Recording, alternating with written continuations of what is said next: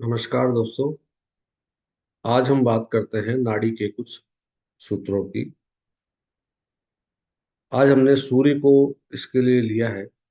और ये तो आप जानते ही हैं कि नाड़ी के अंदर गुरु को जीव माना है और गुरु से ही रिलेटेड, गुरु का संबंध बना के ही सारे सूत्रों को बनाया गया है। और आप ये जानते भी हैं कि सूर्य को पिता का कारक माना गया है और पिता सूर्य को गवर्नमेंट जॉब का भी कारक माना गया है। तो इस चीज को हम ध्यान में रख के और कुछ सूत्रों के बारे में बात करते हैं। पहला सूत्र है, गुरु से 10th हाउस में सूर्य हो, यानी कि गुरु जहां पे भी बैठा हो उससे 10th हाउस में अगर सूर्य हो तो जातक के पिता गवर्नमेंट जॉब के अंदर काम कर सकते हैं। अगला सूत्र है, अगर सूर्य नीच का हो। अब सूर्य नीच का तुला राशि के अंदर होता है। तो अगर सूर्य नीच का हो तो जातक के जन्म के समय, यानी कि जब जातक का जन्म हुआ उस वक्त जातक के पिता बहुत ही किसी कारणवश परेशान रह सकते हैं, कोई कष्ट रह सकता है उनको, ये कहा गया है। अगला सूत्र है, अगर सूर्य मेष राशि में हो और शुक्र वृषभ राशि में हो, यानी कि सूर्य मेष राशि में होगा तो शुक्र वृषभ राशि में होता है, उससे अगले भाव में ही शुक्र हो गया, तो जातक के पिता किसी तरह का आर्ट वगैरह का काम करते हैं, यानी कि उसके अंदर उनकी नॉलेज होती है अच्छी, कोई आर्टिस्टिक चीजों के अंदर उनकी अच्छी नॉलेज होती है। अगला सूत्र है, गुरु से 7th हाउस में, यानी कि गुरु जहां पे भी बैठा हो उससे 7th हाउस में यदि सूर्य और मंगल बैठे हो तो जातक की मैरिटल लाइफ अच्छी नहीं रहती है, यानी कि उसकी शादीशुदा जिंदगी अच्छी नहीं रहती है। अगला सूत्र है, सूर्य के साथ शुक्र यदि वृषभ राशि में बैठा हो, यानी कि सूर्य भी बैठा हो और शुक्र भी बैठा हो, दोनों साथ साथ वृषभ राशि में बैठे हो, तो जातक के पिता धनवान होते हैं। अगला सूत्र है, सूर्य से 2nd हाउस का लॉर्ड, यानी कि सूर्य जहां बैठा हो उससे 2nd हाउस, अगले हाउस का लॉर्ड अगर केतु या शुक्र के साथ हो तो जातक के पिता जो है वो मेडिकल लाइन से संबंधित हो सकते हैं, यानी कि उसके अंदर कार्य कर सकते हैं। यानी कि सूर्य जहाँ बैठा है उससे अगला भाव में हम देखेंगे कि उसका जो लॉर्ड है वो अगर केतु के साथ हो या शुक्र के साथ हो तो फिर उस जातक के पिता मेडिकल लाइन के अंदर काम कर सकते हैं। अगला सूत्र है, यदि सूर्य के आगे या पीछे कोई भी ग्रह नहीं हो तो जातक के पिता को कोई ना कोई प्रॉब्लम रहती है, यानी कि सूर्य के अगले भाव में भी कोई ग्रह नहीं हो और पिछले भाव में भी कोई ग्रह नहीं हो तो जातक के पिता को कोई ना कोई प्रॉब्लम रह सकती है। अगला सूत्र है, सूर्य से 10th हाउस में यदि वृश्चिक राशि हो या मेष राशि हो, यानी कि सूर्य जहां बैठा है उससे हम 10th हाउस गिने, वहां पे अगर वृश्चिक राशि आए या अ, मेष राशि आए तो जातक के पिता गवर्नमेंट सेक्टर के अंदर काम कर सकते हैं।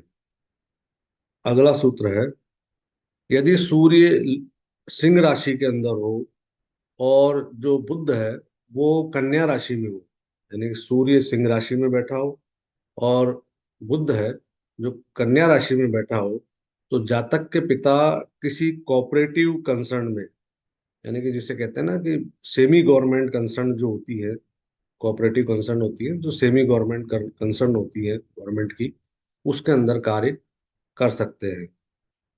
अगला सूत्र है, सूर्य के साथ बुध हो और उसके पिछले भाव में, यानी कि सूर्य और बुध एक साथ बैठे हो और उसके पिछले भाव में शुक्र के साथ शनि बैठा हो तो जातक किसी गवर्नमेंट ट्रेजरी डिपार्टमेंट में काम कर सकते हैं, यानी कि उस जगह काम कर सकते हैं जहाँ से तनख्वाहें गवर्नमेंट की, जो लोग काम करते हैं उनकी तनख्वाहें बढ़ती है, उस डिपार्टमेंट के अंदर वो काम कर सकते हैं।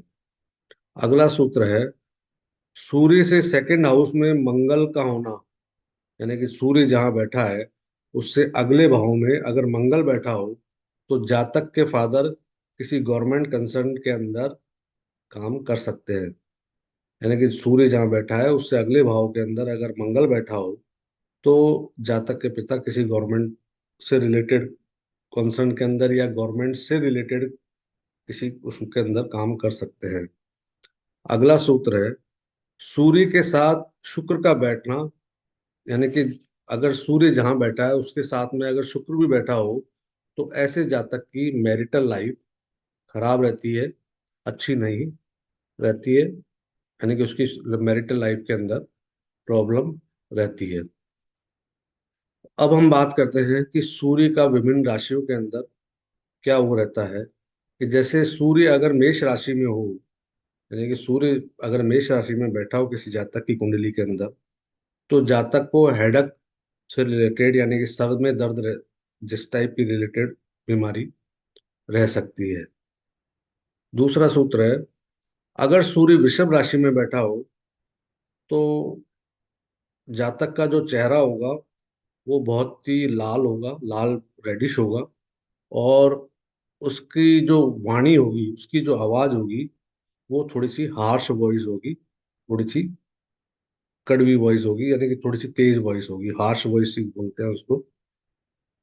अगला सूत्र है सूर्य अगर मिथुन राशि के अंदर बैठा हो तो ऐसे जातक का जो सूर्य अगर मिथुन राशि में बैठा हो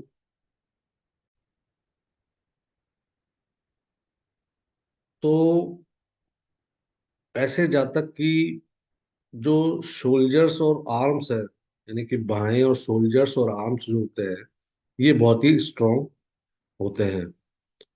अगला सूत्र है अगर सूर्य किसी की कुंडली के अंदर कर्क राशि में बैठा हो तो जातक का स्ट्रांग हार्ट होता है, स्ट्रांग हार्ट बीट मान लो आप, हार्ट बीट होती है। और उसको चेस्ट से रिलेटेड यानी कि सीने में से रिलेटेड प्रॉब्लम रह सकती है। अगला सूत्र है सूर्य अगर सिंह राशि में हो तो जातक की पाचन शक्ति जो होती है बहुत अच्छी होती है। यानी उसकी भूख अच्छी लगती है और उसकी पाचन शक्ति बहुत अच्छी होती है। अगला सूत्र है सूर्य अगर कन्या राशि में हो तो ऐसे जातक की आंतें और मांसपेशियां बहुत ही स्ट्रांग होती हैं, बहुत अच्छी होती है। मांसपेशियां वगैरह और आंतें वगैरह बहुत अच्छी होती है। अगला सूत्र है अगर सूर्य तुला राशि में हो तो जातक का चेहरा गुड लुकिंग होता है और उसकी बॉडी भी बहुत गुड लुकिंग होती है। अगला सूत्र है सूर्य अगर वृश्चिक राशि में हो तो जातक के प्राइवेट पार्ट में ओवर हीटेड रहते हैं और उसको एक्सेस यूरिनल की प्रॉब्लम भी हो सकती है। अगला सूत्र है अगर सूर्य धनु राशि में हो तो जातक की जो थाइज है यानी कि जांघें और हिप्स जो है वो बहुत अच्छे होते हैं, गुड लुकिंग होते हैं। अगला सूत्र है अगर सूर्य मकर राशि में हो तो जातक के जो नी कैप हैं वो थोड़े से बड़े होते हैं और उनमें किसी प्रकार की कोई प्रॉब्लम भी रह सकती है। अगला सूत्र है अगर सूर्य कुंभ राशि में हो तो जातक के टखने से नीचे का जो पोर्शन है उसकी जो मसल होती है वो बहुत ही अच्छी होती है और स्ट्रांग होती है।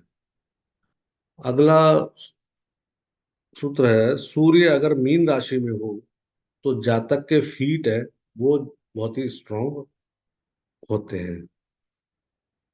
इस तरह से हमने ये सूर्य के बारे में कुछ थोड़ी सी बात की है। आगे भी हम इसको कंटिन्यू करते रहेंगे। आशा है आपको पसंद आई होगी। धन्यवाद। जय श्री राम।